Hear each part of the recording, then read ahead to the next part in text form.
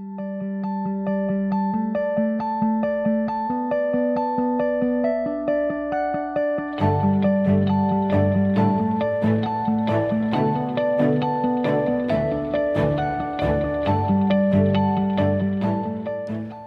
I'm Tim Castell. I'm the MBA Director here at the University of Queensland Business School.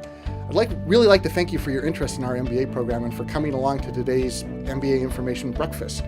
I'm sorry that I can't be there myself, but I'm over in San Francisco with a bunch of our current MBA students wrapping up some of our collaborative projects with the Wharton Business School. We've been working with local businesses that are trying to expand their reach into North America, and those projects are just wrapping up today, actually. So we're doing a lot of high-pressure presentations and things like that. But I'm going to leave you in the very capable hands of our Associate Director, Libby Marshall. She and her team are in charge of careers and placement and getting you jobs at the end of the program. And she can tell you all kinds of things about what's going on in the business school and in the MBA program. So my number one tip for anyone that wants to embark on an MBA with UQ is just do it. Don't panic about, have I got time? I don't know how to make this fit in with my life. The program is so flexible that it's impossible for it to not work with you in your particular circumstances. You know, the incredible opportunity in all of this is that we have had clients that have come to us and said, we want to change the fundamental structure of our company and we would like you to help us with that. And if you think about that from a student standpoint, how often do you get a chance to have that level of impact? Right? It's incredibly rare. Why are you doing this MBA for? Is it purely personal to learn? Or is it to change career, which actually is a good reason, typically why people do that. And it will teach you also a lot of problem solving skills and also other things that you typically don't think about on your day-to-day job. And I think that would be my tip, is you've got a chance to do something, do it. If you've got a chance to go on an immersion trip, or got a chance to study overseas, have a chance to do something that's going to be different, that's going to broaden your experience of a UQ MBA, go for it. But probably my largest takeaway are the lifelong friendships that I've made through this program. These friendships will endure, I think, for the rest of my days. And I learned so much from those guys, as much as I do in the classes. So probably my largest tip would be to take advantage of all the opportunities you have and to really invest in those relationships that you get the chance to build. Well, good morning everyone and welcome to the UQ Business School MBA Information Breakfast. Firstly, in keeping with UQ's commitment to reconciliation and respect, I'd like to start by acknowledging the Turrbal and the Jaguar people as the traditional owners of the land in which we gather today and recognise that this land has always been under their custodianship. I pay my respects to elders past and present and to the emerging community leaders. I also extend my respect to all Aboriginal and Torres Strait Islanders who are joining us here today. It is my great pleasure to represent Tim Castell, our current MBA Director, our MBA faculty, and the University of Queensland in welcoming you to this morning's event. I also formally welcome a number of our guests joining us via live webinar, so a special hello to you. We appreciate that not everyone can come along to these events in person, so we particularly welcome you. My name is Libby Marshall and I'm the Associate Director of the MBA program. And together with my team, we lead the employability strategy for MBA students. Basically, we operationalise. Our job is to take your career aspirations, translate your learnings, and take them to your next steps in your careers. We connect you with business leaders, and employment opportunities.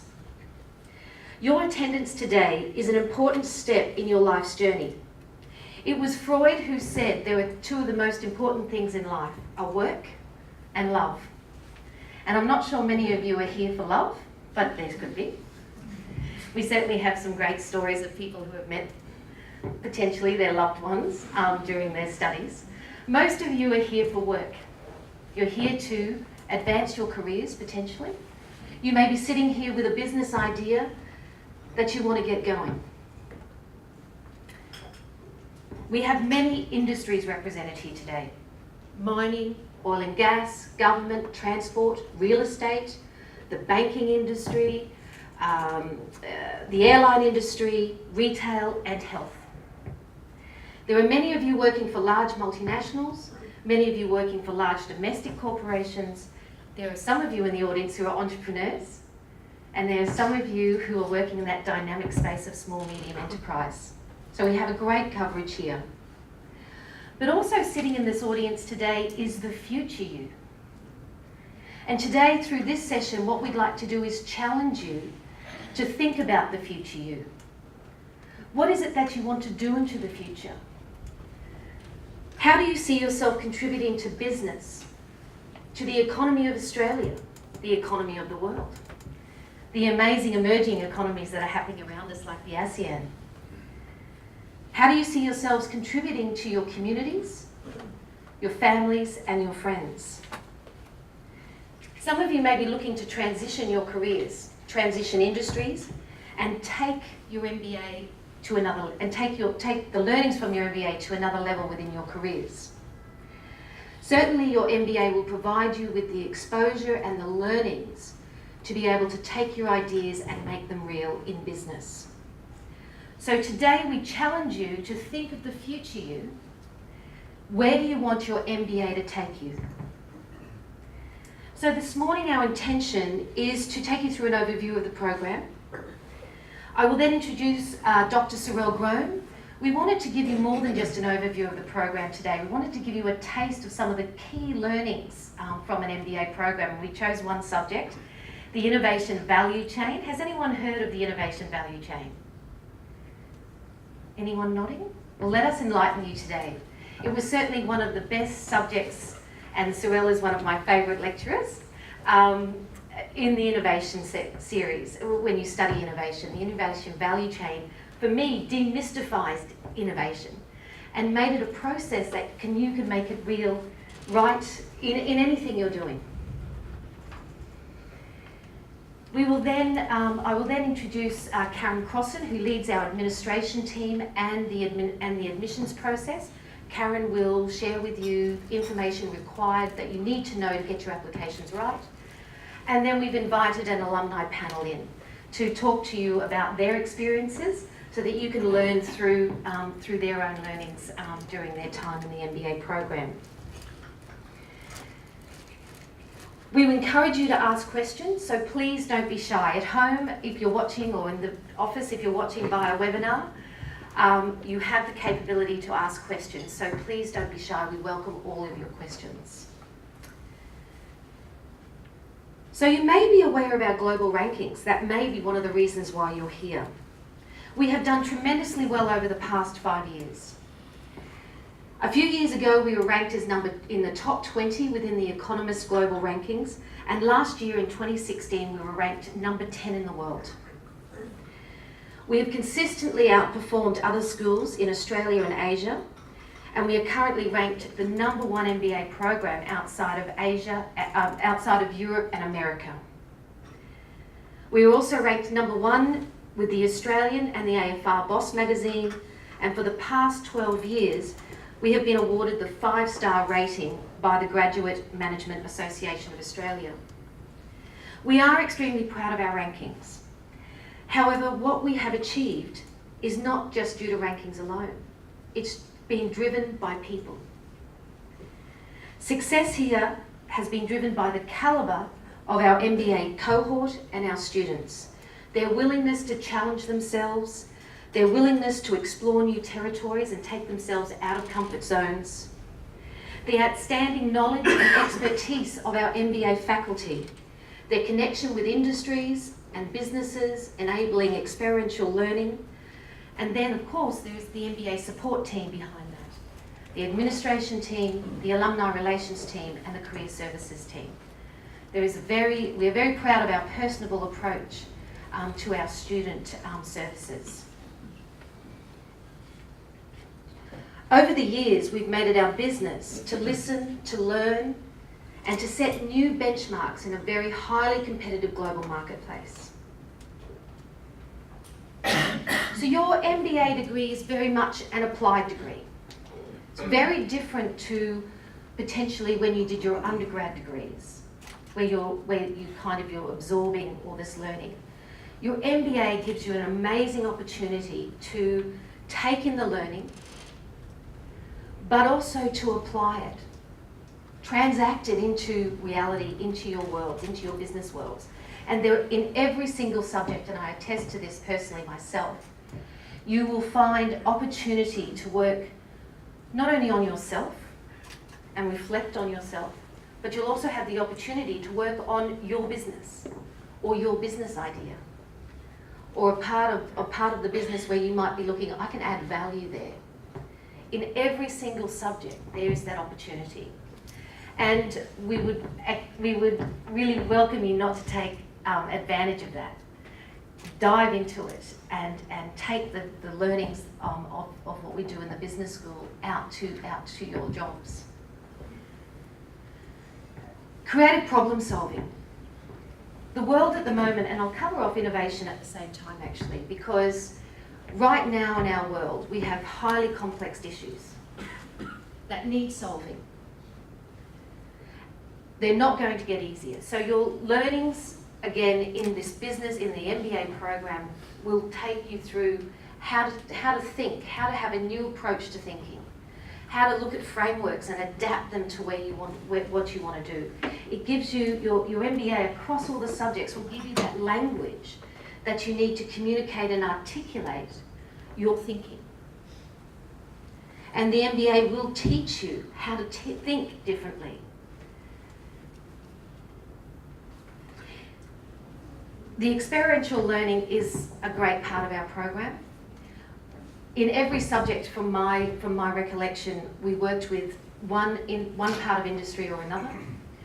We had the opportunity to not work on our own industries or our own businesses, but we also had the opportunity to work on other businesses as well. So it's a very powerful networking opportunity as well, when you look at what you're learning, not only as a team yourselves in group exercises, but also when you're talking to business and understanding real life problems. So why study at UQ? So the flexible learning options. We have one, as Samantha Rush said there at the entry video, we have an amazing flexible options for you. So if you're working full-time and you're studying part-time, and that was my experience, we have the traditional day, 3 hours every week now, on a day throughout the semester.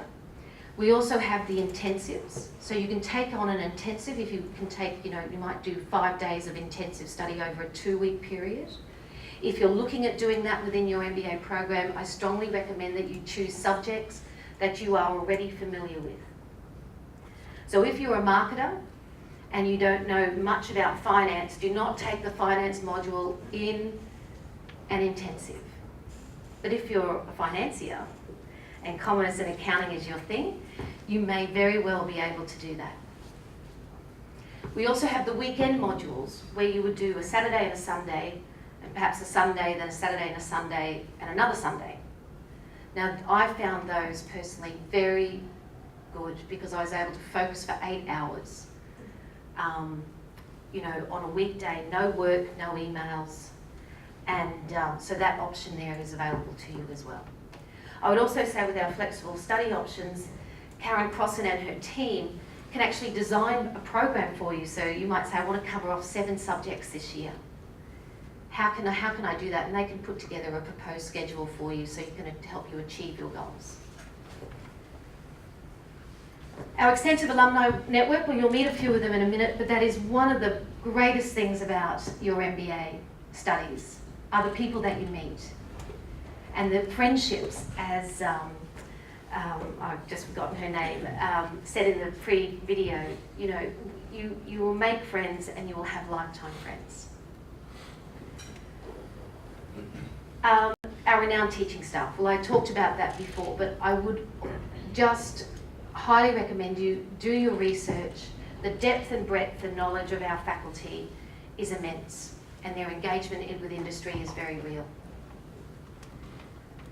And our unique international and domestic partnerships, Tim talked about this on the entry video.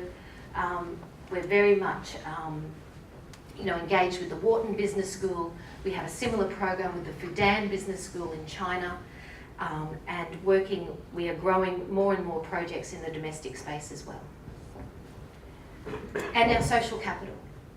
the social capital that you will realise through your studies over a 2 or 3 or 4 year period. You're probably sitting there going, maybe that's not going to happen, but it does. And again, I lean on my own personal experience where I had the opportunity to meet with people, you know, who perhaps were a number of years younger than me and work with them and really learn so much from their perspective, and then shape friendships from that. But also lean on people for support. I think that's something we forget too with our social capital. When you can put your hand up and lean on someone who can support you through a challenging situation or a challenging situation at work. So before I introduce Sorel, I would like to talk about the MBA Career Resource Centre because that is my area and one I'm very passionate about. So the MBA Career Resource Centre was established in July 2014. We now have 3 years almost under our belt, and what we are seeing, our job really in the MBA Career Resource Centre is to work with you individually, and we also have a collective series of events to work with, to show with you. But our job is to connect you and to help you to translate your learnings, your skills, your capabilities, and your natural talents and turn that into a value proposition for business. So that you can truly, we're all unique. We want you to be able to identify your value proposition to business, and we want you to position yourself for your success. So current state to future state. And how am I going to get there?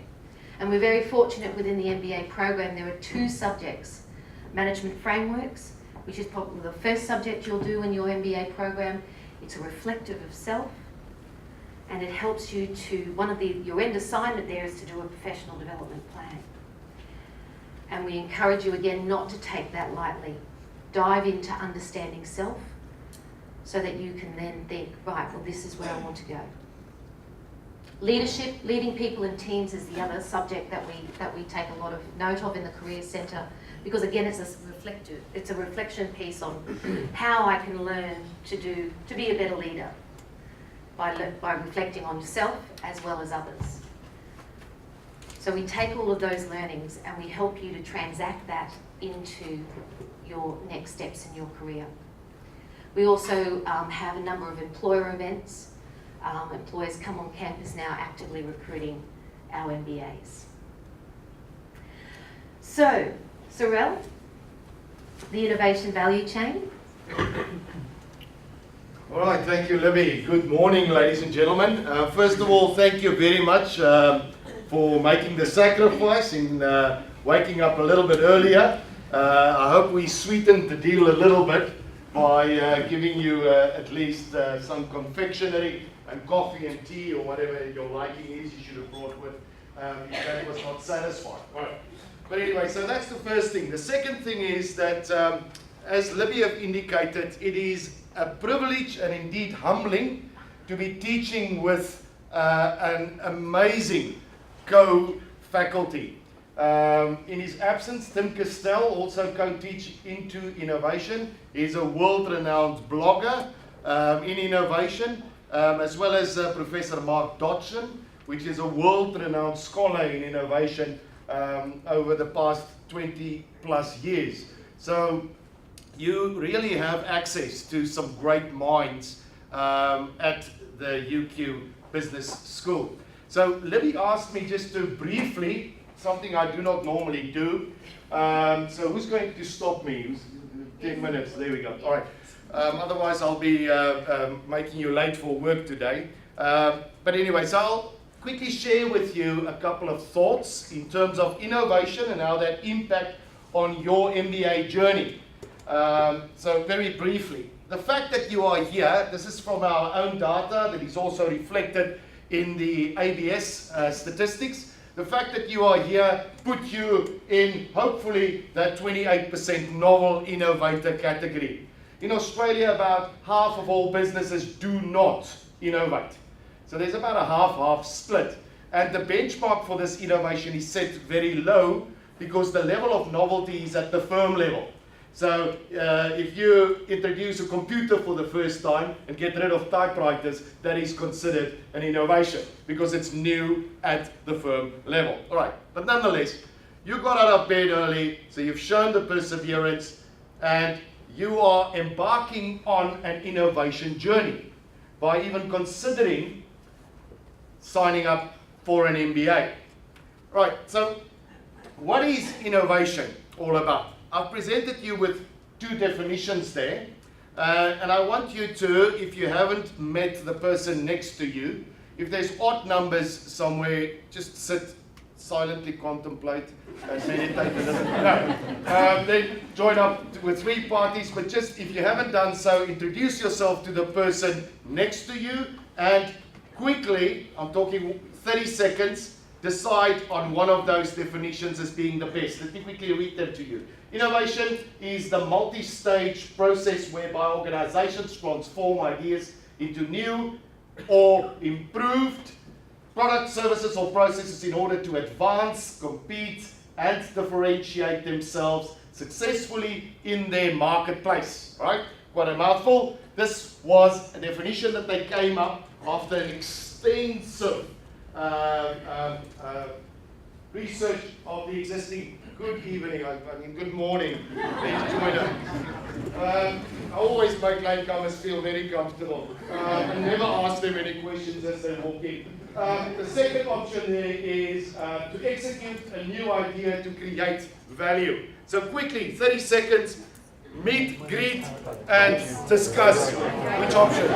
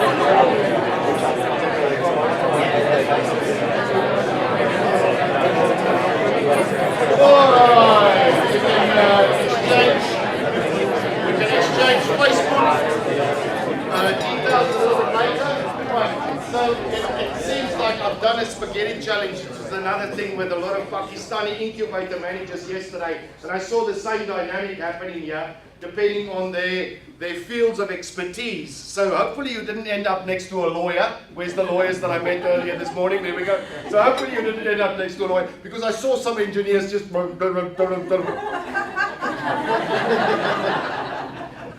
And then obviously, I don't need to go further on the lawyers, but nonetheless. So whom of you selected A?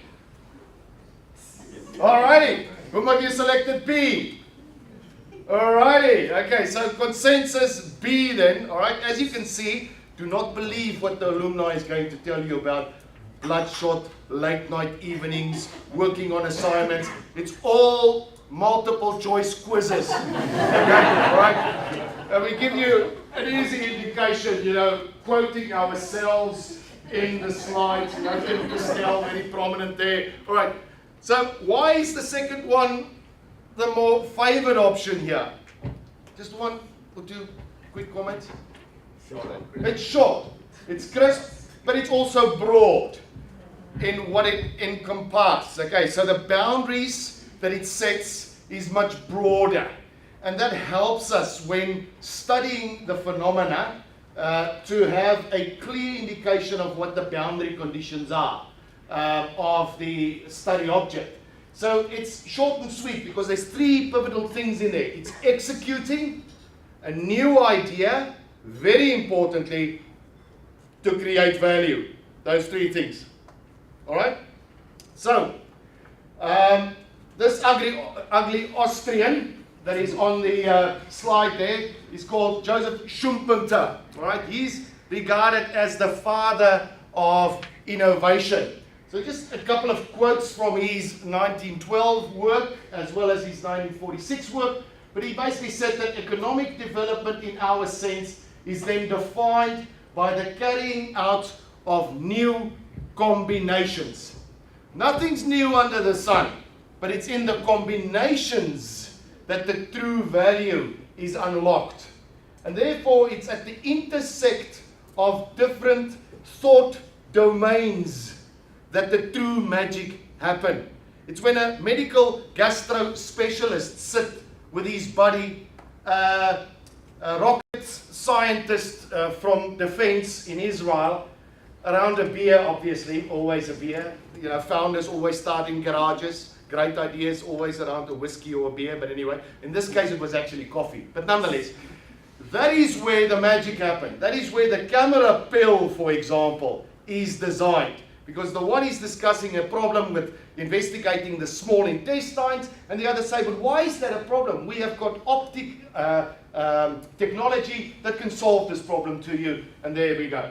We have the camera pill that can not only act as a diagnostic tool today, but then also it can actually go with the help of a mobile phone app. You can track it and topically release medicine where it's needed in the small intestine. All right, so that is where the magic happened. And this is the great thing about the MBA.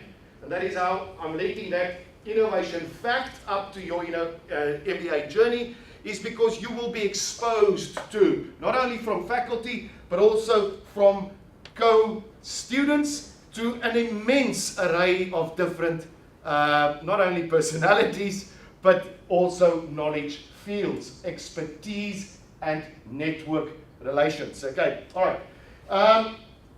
According to Schumpeter, innovation is basically the essence that drive growth within our market economy.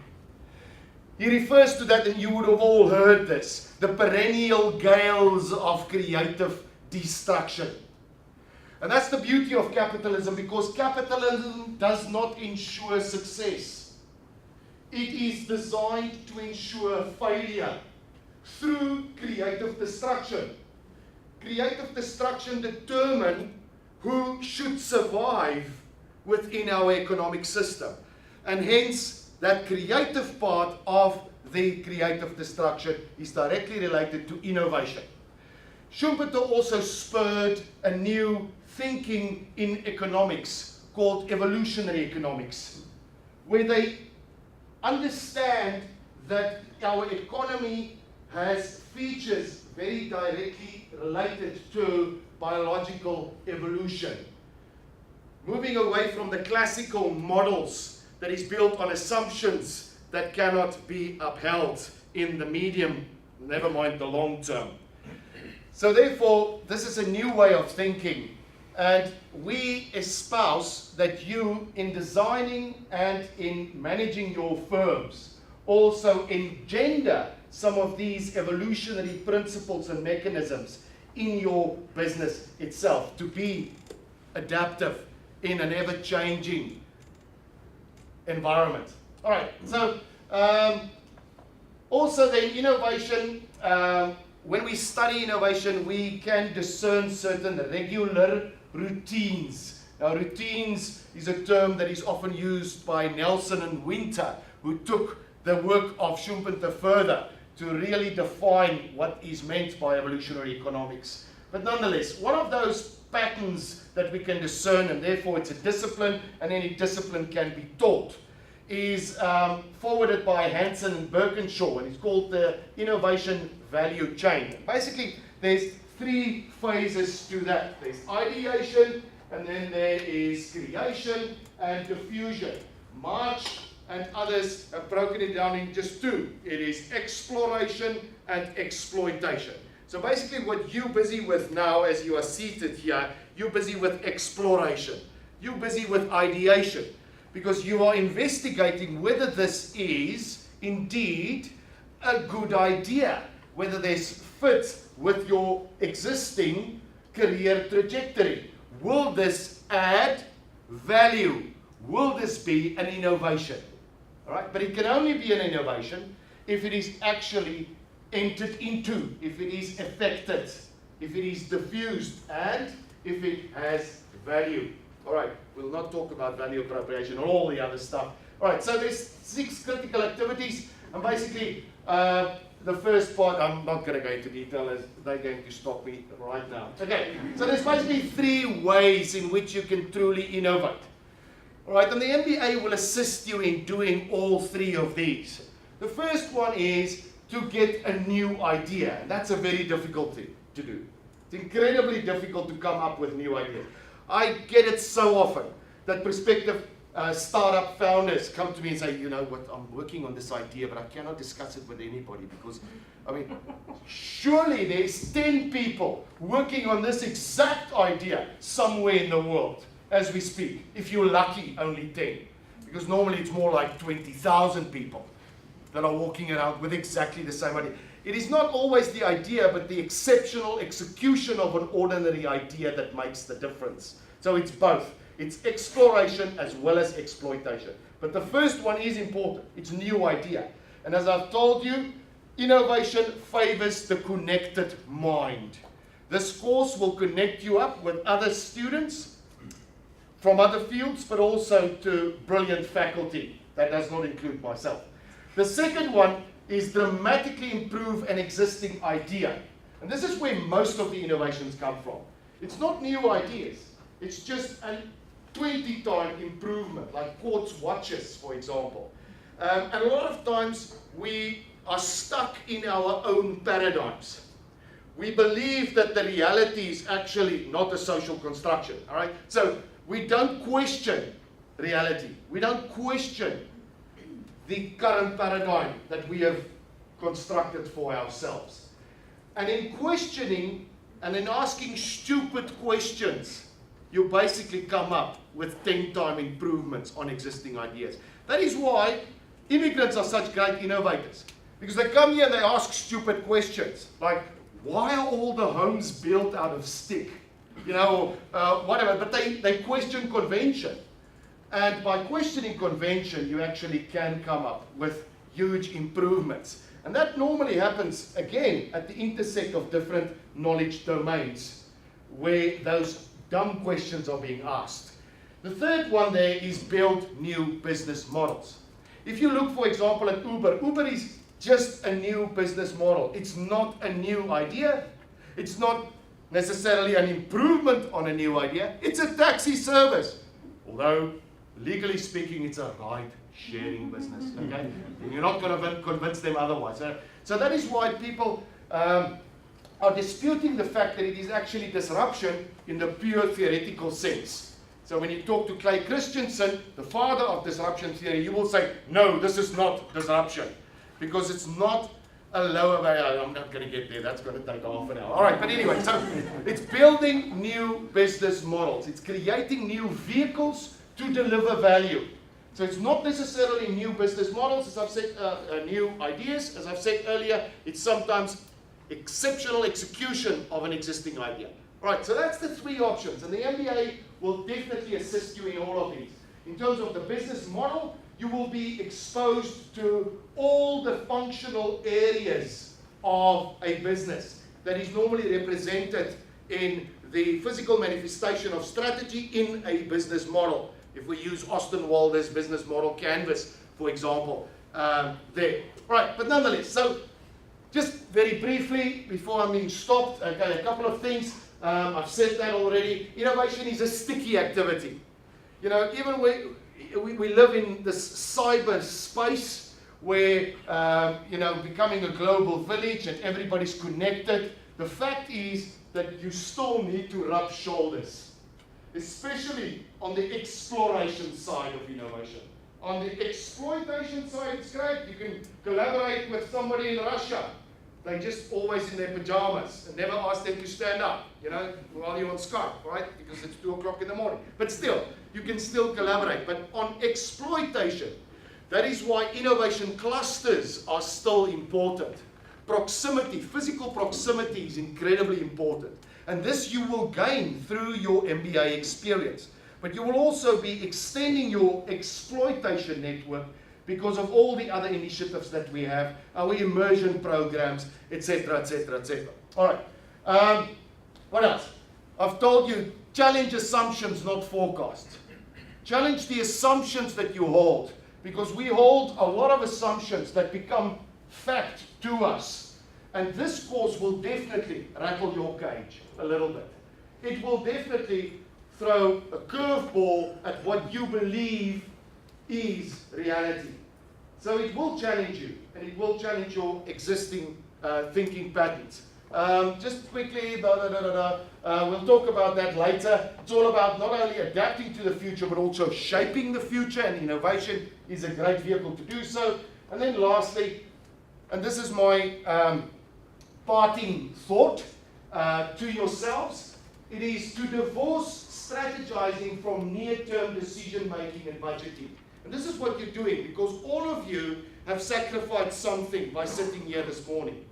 You've sacrificed your normal routine, your normal coffee run, or your normal, you know, you're going to be late, you're going to have double the amount of emails when you get to the office now because you've been here.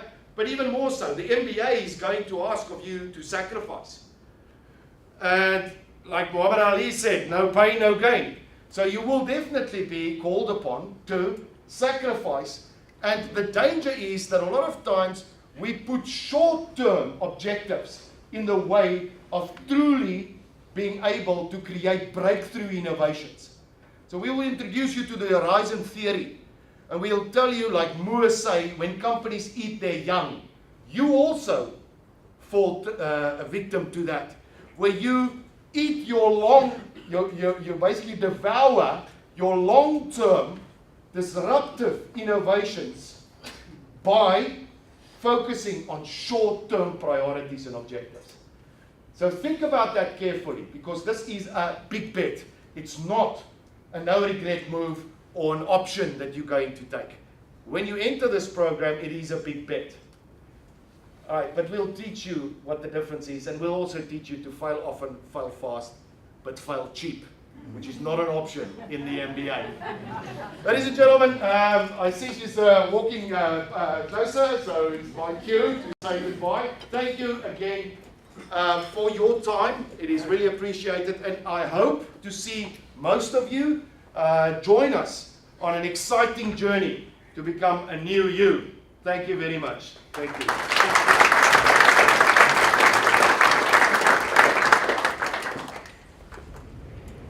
Thank you, Cyril. That was brilliant. Thank you. I hope you enjoyed that little bit of an insight into some of the learnings. I'll now introduce Karen Crossan, who leads the admissions team and the administrative team for the MBA program. Thanks, Karen. So time. We don't have much of it, but we can certainly help you fit study in with all the many things that you already do. Libby mentioned flexible study options and how they benefited her during her MBA, and we can do the same for you. We can help you plan a study program. We offer many offerings of the courses throughout the year in all sorts of different modes, from intensive to weeknight to weekend. So there's plenty of options there for you, and assistance from my team along the way. Credit. Some of you would have done previous postgraduate study, and we can certainly consider this for credit. And we've made it very easy for you to apply. You apply for credit during the program application. Just remember to upload your documents at the document upload section for any courses you're seeking credit for. For credit, we don't consider work experience, as you've used that to enter the program, but we do consider professional memberships. So for example, CPA or CFA or the Australian Marketing Association, the Australian Marketing Group, and a few other professional memberships. So if you have those, make sure again you attach them to your application and we can consider those. Scholarships. We do offer a number of partial fee waiver scholarships between 25 and 50% each semester. The full details, and it is very detailed, are on the website along with the link to apply. Scholarships are very competitive and highly sought after, and we only award them to the most exceptional candidates, and a lot of you in this room are those candidates, so please apply for a scholarship. What do we need from you? So applications and scholarships close on the 31st of May. We need you to make sure that you've uploaded all of the required documents, which include a CV. So your CV or resume needs to be detailed, needs to outline your full work history with dates, please, and also include and highlight your managerial achievements. We prefer documents in PDF format, and your references, you require 2 written references, they must be signed and dated by your referee, preferably on company letterhead, but signed and dated is the most important. The web link is there, you can apply, there's more information there as well. And entry requirements. Entry requirements for the MBA, you've got your undergrad or your master or your PhD degree, and your work experience. If you don't have an approved degree, we can certainly offer you a graduate certificate in business pathway to the MBA, and we stress that these students are part of the full MBA cohort, they get the full benefit. It's just a way we can acknowledge your extensive work experience. Okay, Karen, thank you very much. So after this morning's breakfast, we will be, there's a team of us here to answer any of your questions. So please, we won't be rushing off this afternoon. So if you have questions around the admissions this morning, we won't be rushing off. So if you have questions, please do. So now I'd like to welcome our alumni panel to the stage. If you'd like to start walking up, guys, that would be terrific. I'd like to introduce William Ma. I'm not going to read through their bios. I think what I'd like them to do is talk about themselves. Richard McDougall, Phoebe Smith, and Michael Tanner. So why don't we just start, William, maybe with the panel, with you to just have a, maybe just where you're at the moment, kind of thing. Okay. Yeah, my name's William Ma. Yeah. I myself is an engineer, so 4 years ago I was one of the guys downstage. A few words. There you go. Answer so. So a bit myself, I worked in the oil and gas sector pretty much throughout my career. Around about 2011, 2012, I feel that there's a bit of improvement, self-improvement I'd like to make in terms of like leadership skills and basically other business management skills. So I embarked on this journey in 2012 and I graduated in 2016. I can say it's been a life-changing experience. Yes, there's a lot of late nights, I won't lie about that, but to me it was well worth it. The amount of people that I've met through this journey, skills I've learned, it's been well worth the time. So it's pretty much a bit of a brief summary about myself. Thanks, William. Richard McDougall, actually, Visine eye drops will become your friend. There are plenty of late nights, so let's see what Sorrel had to say.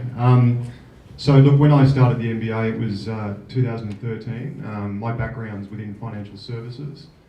And I remember sitting in the office and just visualising and sort of sitting there thinking it was 17 years since I completed an undergrad. And I just felt like I'd run out of tricks. I was sitting in the office going, you know what, I'm not sure that I can add any additional value to this organisation or my team. And just through a bit of research, decided that a generalist degree such as an MBA from a career perspective was certainly going to enhance my career, but also me individually with extracurricular activities and other things as well. So that's my background. Yeah. Thanks, Richard. Phoebe? Hi, Phoebe Smith. I've got an engineering background as well. You'll meet a lot of those during the program, trying to get a bit more business experience. So I use the MBA to transition into management consulting. just to try and get a bit more business experience, move out of the technical space. So I really got involved in everything possible in the MBA, and that'll be one of my recommendations to everyone, is just really get involved in all the opportunities. It was really busy, but it was well worth it. Mikkel. Okay. Mikkel Tanner. Just a little closer, Mikkel. little Thank closer? you. Yes, please. I come from a health background, and I didn't do the late nights. I did early mornings, 4 o'clock to 7 a.m. was my routine.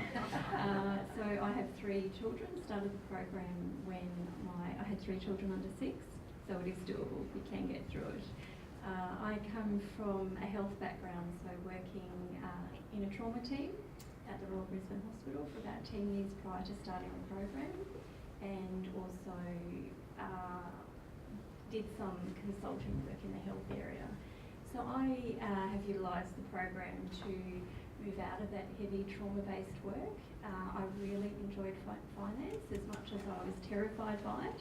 Accounting, finance and economics were brilliant, and I've now gone on to combine my previous experience into development, financing for development in the healthcare sector. So that's where I'm at the moment. Terrific.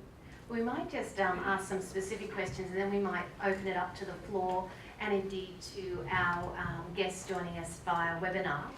So just to start off with, what you've kind of touched on this, but I guess if there's one key takeaway from your MBA program, is it possible for you to articulate that, or if there's one or two? William?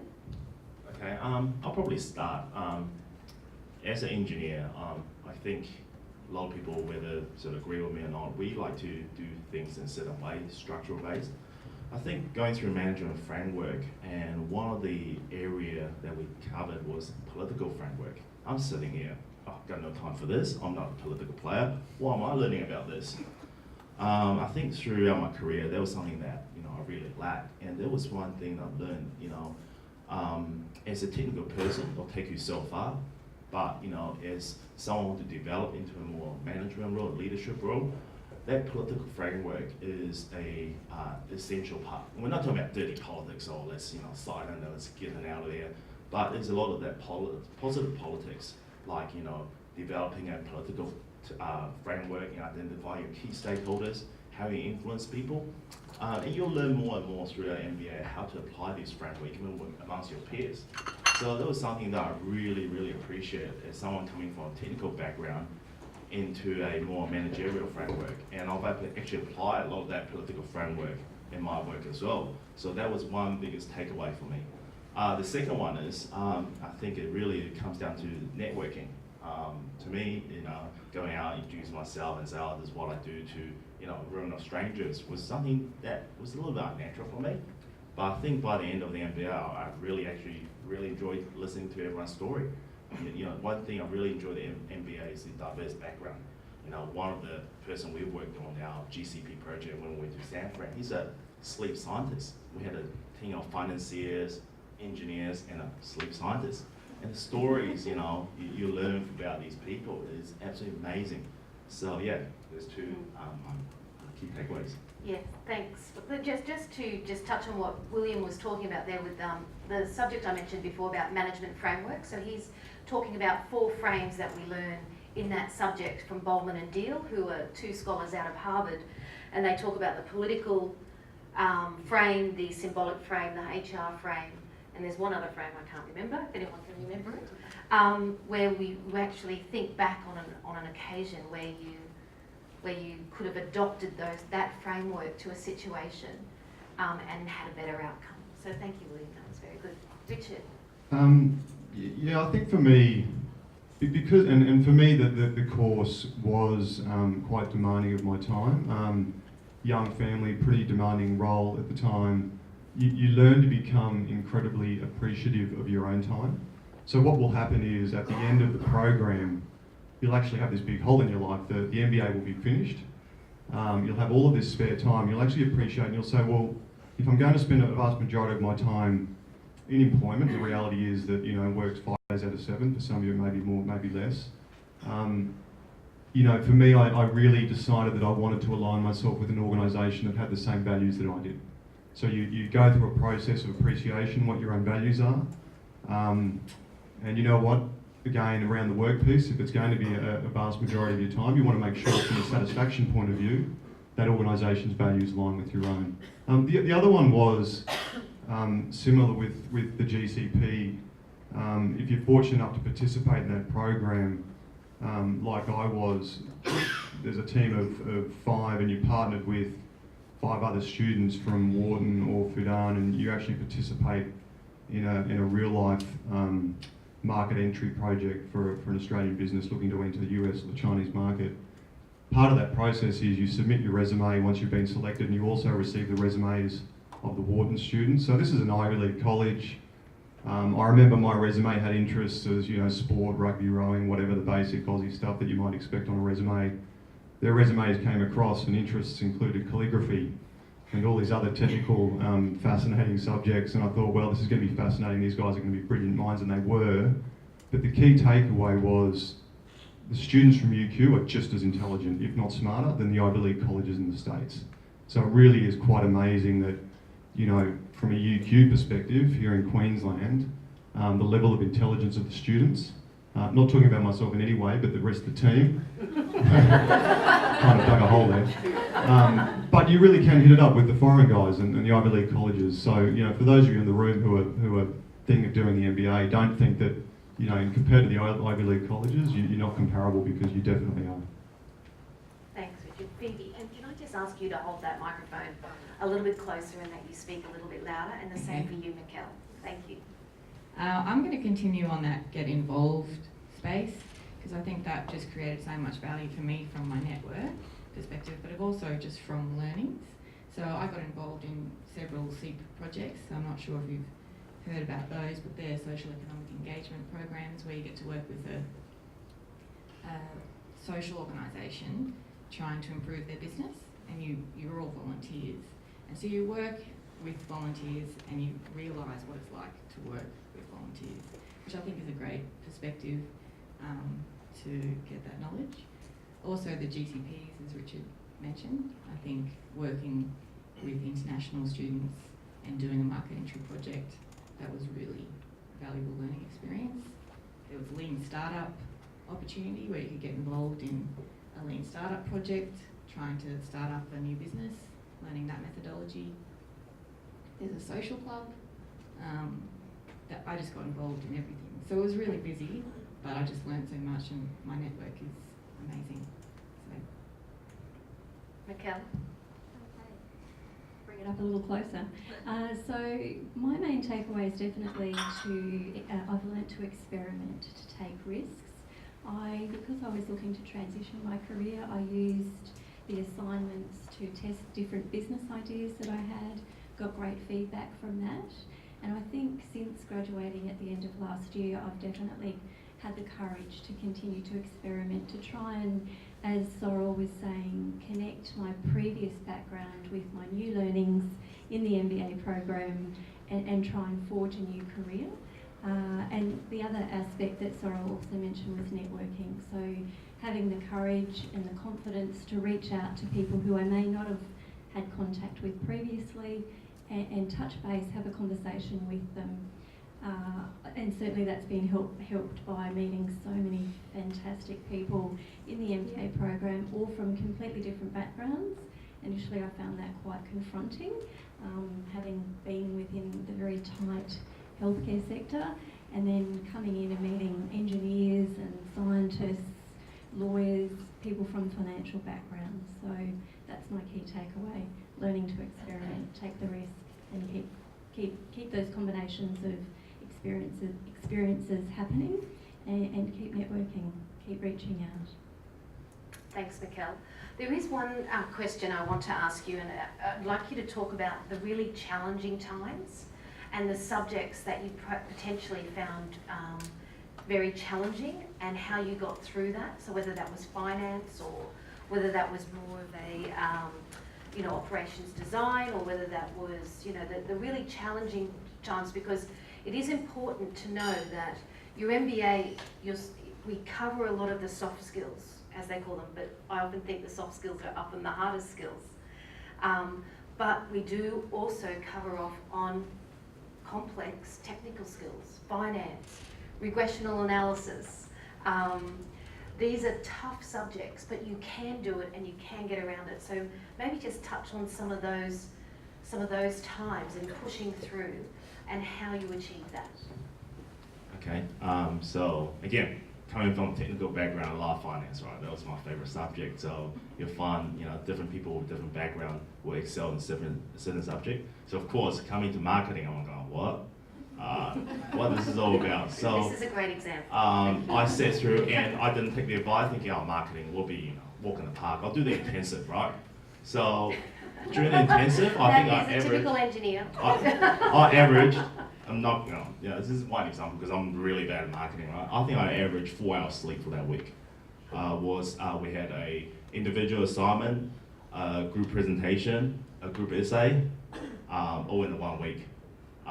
So I came to the course thinking, it's marketing, I'll breeze through. I didn't actually do any prep work. So another, reminder, if you do intensive, do the prep work. Don't go in there like me thinking, I'm just gonna walk through this. So it wasn't the case. However, I had a great team, and there's just another positive side of it, because you do a lot of group work. So I had a great team of people, and we're there, in the UQ, because I did intensive, it was in the UQ campus.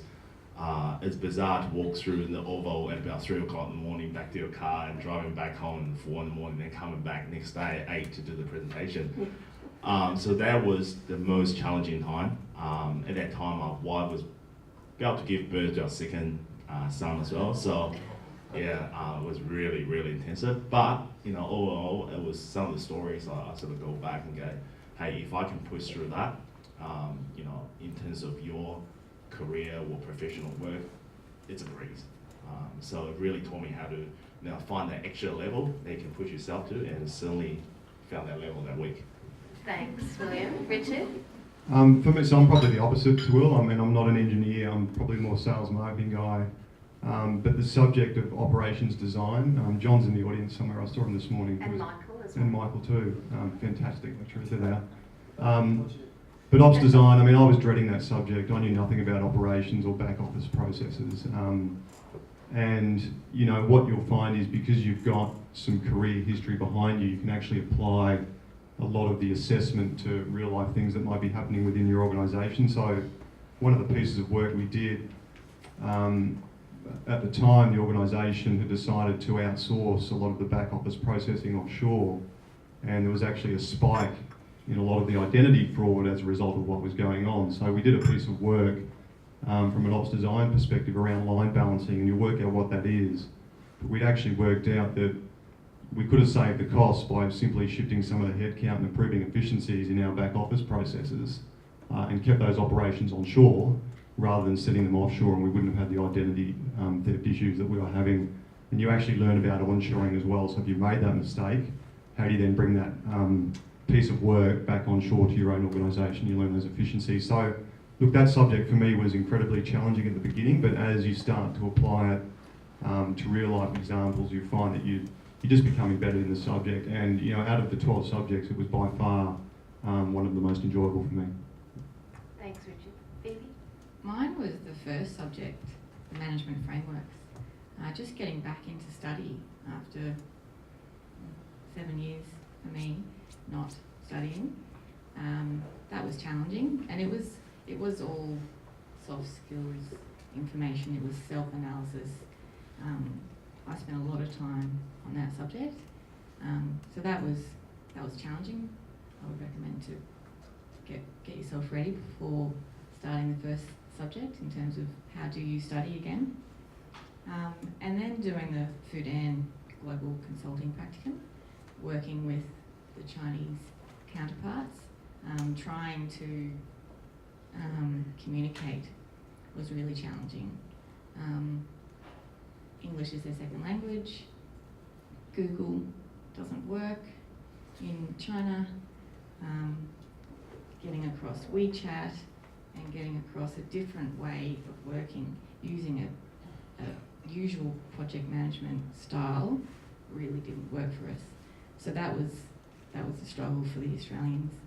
trying to figure out a new way of working. So that was really challenging, but both were great experiences. I think my biggest challenge was quite the opposite. I'm from a humanities background, used to working with people, so HR really wasn't a problem for me. But being struck with finance and accounting, they were extremely challenging, but certainly the best courses that I did in the course, and really found a new interest. I started to see the world quite differently. So I think any of the courses that were particularly challenging also tended to be the ones that allowed me to see the world differently. In terms of getting through that, I really accessed support. I can see Michael Axelson in the room. I did my midway course, subject number 6 with Michael, halfway through, halfway to go. So that was a really difficult course, and I'd also taken on board 2 intensives, which I realised was probably not a good decision with working and young children. So trying to find the right balance of course load to fit with the family, to fit with the work. But reaching out, I certainly found the lecturers to be incredibly helpful, very generous with their time, with any areas that you may have been struggling with. So just reaching out to the lecturers, they will help. Okay, so I think we might just move to one last question, and that is around careers. So how has, I guess, the MBA translated into your professional lives, even your personal lives, and how do you see that as now as part of your innovation that's adding value to your career trajectory?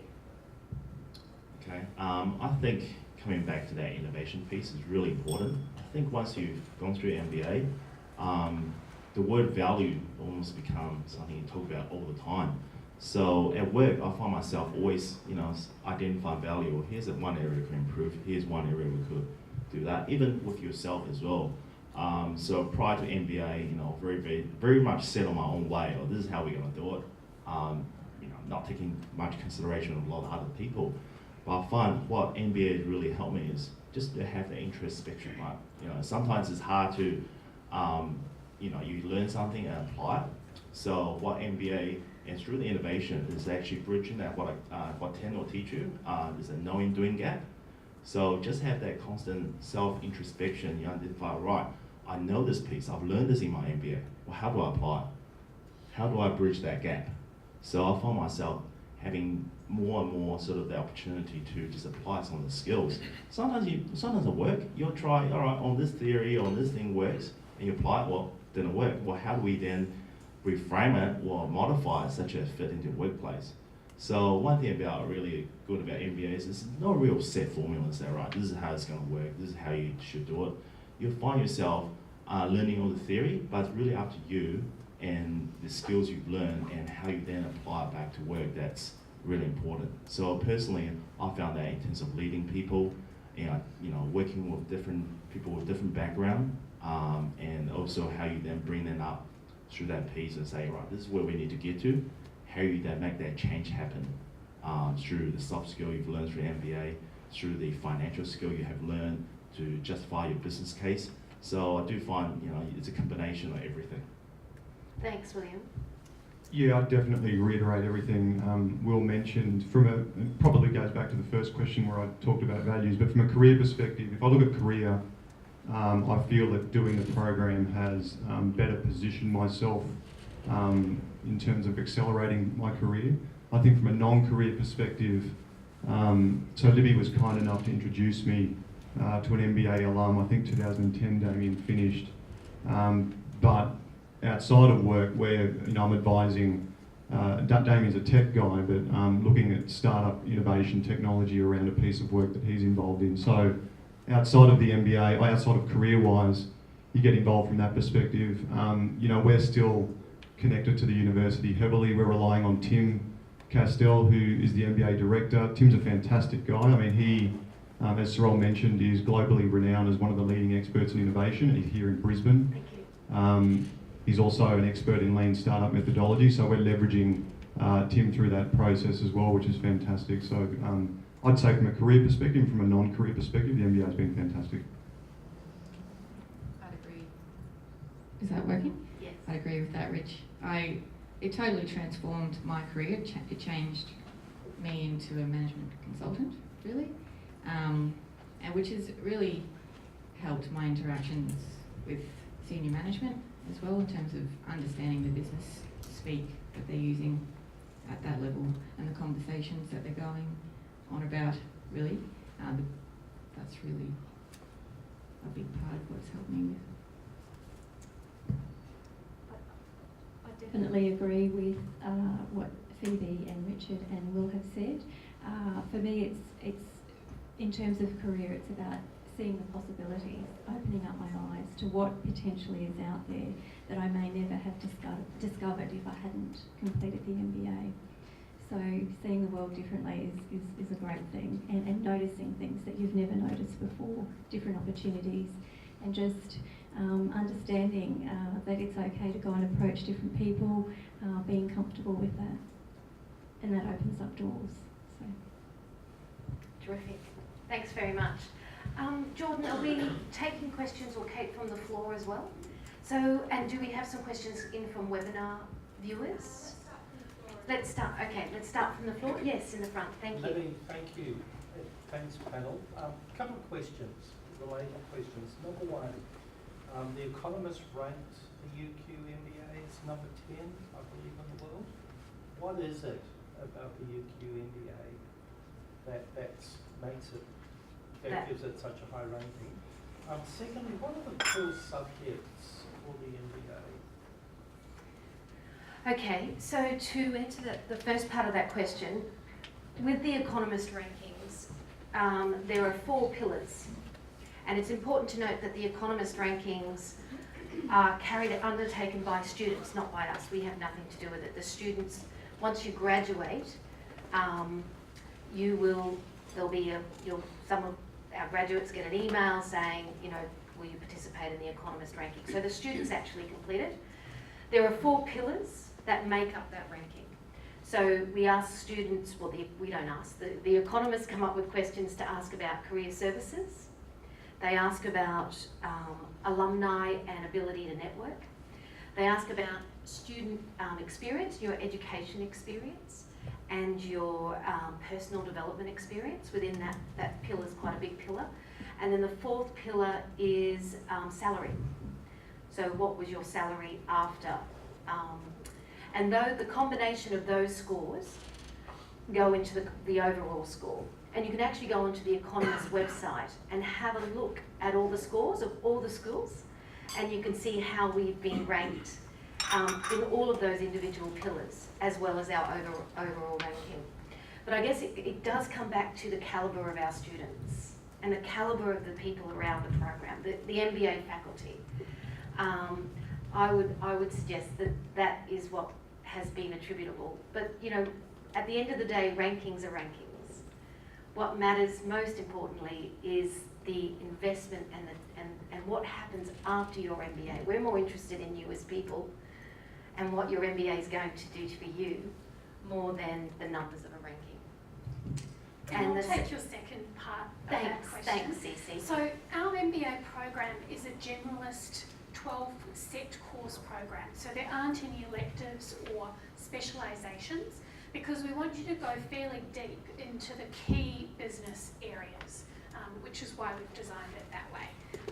But obviously everyone in the classroom has work and managerial experience, so which is more of the executive MBA type model. So we straddle both, the traditional MBA model and more of the executive with the experience of our students and the flexible study.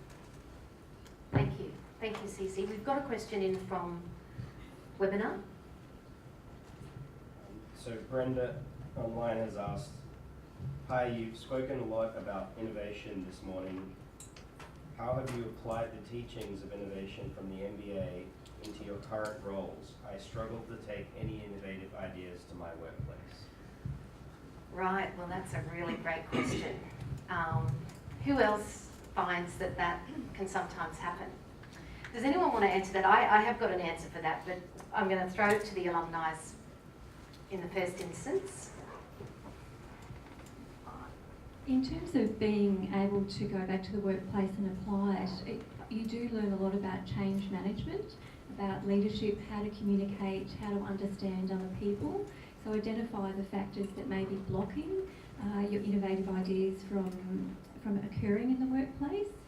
So it's not just about having the idea, but you learn a lot about how to execute, and that involves change management, communication skills, assessing, so organisational assessment as well. So that would be one of my comments. I might just add to that as well. You definitely learn through the innovation course about the challenges of innovating within an organisation. The other thing as well is, and I only went on this trip last year, so it was a year after I graduated, but it was an immersion trip out to San Francisco, and we saw a number of tech-related businesses, all the way from your Googles down to your lesser-known startups like Nitro, etc. But one of the companies we went and saw, and I'm not a tech guy by any means, but went to SAP, and to me SAP was, you know, completely boring organisation, mundane.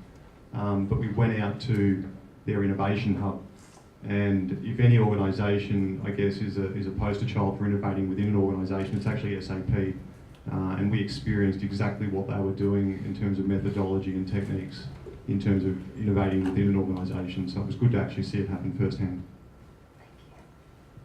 Yes, yes, they're great answers. I think that you know, part of, you know, the whole of your MBA, when you string together the learnings from every single one of those 12 subjects, as Mikkel just talked about, you're learning about innovation strategy with Sorel, but there'll be other pieces from other subjects where you're talking about, well, how do I communicate my ideas? How do I get traction of my ideas? How do I you know, get influence? How do I improve my influencing skills so I can get advocates within my organisation so that I can communicate my ideas in a safe space or in a safe way that is going to help the process. So, you know, there's a whole range of skills behind getting those ideas in place, which come out throughout many subjects in your MBA. Other questions? Phoebe, could I just add to that in the Lean Startup Challenge, we learnt a methodology to innovate. So it starts, it's all around developing a value proposition, and part of that is understanding your customer needs. And so understanding customer needs comes into business in so many different aspects. So I've used that methodology in trying to understand customer requirements and customer needs and the pain points. So can use that a lot in the day-to-day work. Yes, down the back and then I'll come here. Yeah, I guess. If you could speak up. Yeah, we're talking about values earlier. If you're already in the senior management, or executive role, is the MBA still worth doing? Is it going to bring me value? Yeah, so look, I was state manager for a global financial services organisation. So look, I don't know what your background is, depending on how you've managed to get to the level of your career that you're in. But, you know, the path that I had followed previously to get to that point certainly didn't cover all of the 12 aspects of the MBA degree. So, you know, I'd certainly, if you'd asked me 3 years ago around IT policy and infrastructure and processes and systems, you know, I'd have a blank face.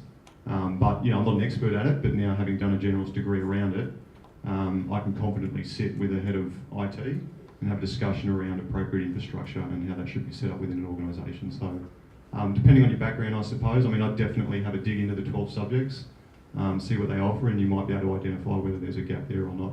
The other thing as well is, again, to touch on the GCP, if you manage to participate in that, you know, our counterparts from Wharton, you know, when you looked at their career perspectives, they were, you know, they were from China, Spain, obviously the US, parts of Europe, but they'd been working for the International Monetary Fund, you know, impressive careers. So from a networking perspective and getting to know other individuals that you still keep in contact post the degree, I don't think that's something you can typically get within your own career path. So definitely worth having a deeper dive into it. Thank you. Yes? Hi. I've got a couple of questions basically, specifically. the biggest dilemma, of course, for any candidates, prospective MBA candidates, is choosing a school. Excuse me. Is choosing a school, basically. So you guys have basically, of course, you had a counterpart as in doing a program in Wharton or even in Kodak. My question is basically, so what differentiates them with UQ, and then why did you choose UQ as your preferred MBA? Rather than going to any Ivy school or going to even of course, location does give is a very big important decision. But at the same time, you could have gone to INSEAD or anywhere like in Singapore or as in different locations basically. So why UQ specifically in respect to that and the support system? Well, for me, it was pretty simple. I wanted to go to classes and interact with students, and I really realised the value in that rather than doing it online. So that was one thing as a criteria that I wanted to go to classes. And then I really wanted to be in Queensland. So I was only looking at a couple of options. And just the flexibility that UQ provides, as well as its ranking. And I did try to go to a QT information session, which was online, but it didn't work. So that was a factor for me that I was like, well, yeah, that's not going to work for me. So I'll probably answer that one. So I've got a young family, so relocating to a different city would be a different lifestyle and career change altogether. Not saying that's not possible for some. If you choose to say, look, I want to move to the US, then obviously US probably a better option. But for people that have got a career here, they want to establish or progress with their career and establish a better network, I think UQ is definitely a place to do it. On top of that, it's probably more of a hindsight. I really appreciate the post-MBA support. I've got friends and peers that have done MBA elsewhere in Australia. That's almost like, take your money, here's a degree, see you later. Over here, I still, get invited to alumni talks. We have these speakers that's from the industry come and do these talks, and just been fascinating. On top of that, I think earlier this year, in the last year, we had a career discussion. We had a specialized HR guy sit down with me one-on-one and go through my interview techniques. And I'm like, wow, where else, after you've already paid, you're not giving them any more money, and they're still giving you all the services. So to me, it's just one of these little perks that you have with UQ. You still, I've come to back this building 3 or 4 times since graduating. I've done another C project since I'm graduated. So it's ongoing. It didn't feel like it stopped. It sort of transformed to a different learning experience. So that's why I've chosen UQ. Thanks, Will. And I'll just quickly say there, so what Will's referring to there, the MBA Career Resource Centre is actually a resource centre for all MBAs. So whether you're a current student, graduating student, or an alumni, you have access to all of the career development program events that we put on through the year. And what Will's referring to there was one of the events we had during our MBA Careers Week, and we do 2 of those a year.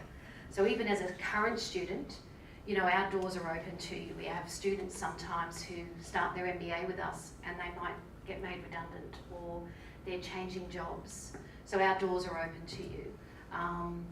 And as alumni as well, you get invited to all the MBA industry breakfasts. Our next one on May the 24th is a deep dive into the health sector, which we're very excited about. So you as alumni, as current students, you get engaged with all of that. And they're designed to connect you, not only with businesses, but also with each other, to build that camaraderie and to build that social capital that I mentioned earlier.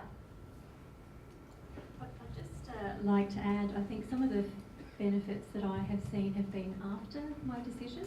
So when I finished the MBA, I felt a great sadness. It was quite bittersweet, thinking, okay, this is it. I've made all of these fantastic friends and I'm not going to have as much contact with them.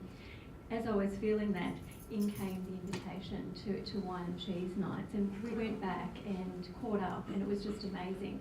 So there is a sense that you're really part of an ongoing community, which is fantastic. Just some of the other smaller things that probably isn't up there, but the grounds at St Lucia are beautiful. My children would come out at lunchtime with my husband on the weekend courses. We'd have lunch, we'd have picnics, he'd take them to the sports classes. So that it's beautiful grounds. It's just a lovely environment. So there's lots of intangible things that make it work for you.